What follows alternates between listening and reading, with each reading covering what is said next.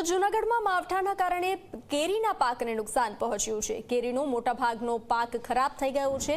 વરસાદ, પવન અને કરાના કારણે માઠી અસર પહોંચી છે। કેરીના બગીચા રાખનાર ઇજારદારને પણ મોટા પ્રમાણમાં નુકસાન પહોંચ્યું છે। તો સરકાર મદદ કરે તેવી આશા વ્યક્ત કરવામાં આવી છે।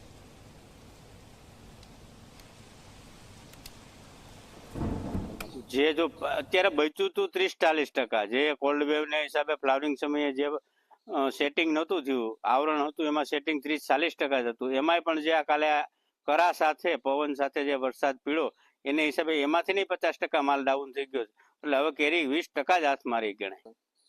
સરકારશ્રીને એક જ નમ્ર નિવેદન છે કે જે બગાયત છે એને કોઈ થોડી અંશે એમાં વીમાનું કવચ આવરી લે અને એના માટે તો ખેડૂતોને થોડોક ટેકો થઈ જાય।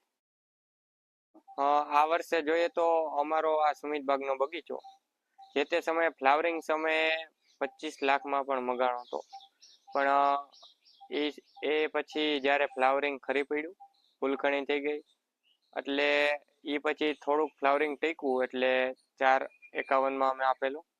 પણ એ પછી પણ આ કમોસમી વરસાદ અને વાવાઝોડાના પવનથી અત્યારે એ પણ 451માં પણ પોસાય નહીં એવું આ પરિસ્થિતિ જોવા મળી છે। કેરીઓ ખરી પડી પવનના કારણે।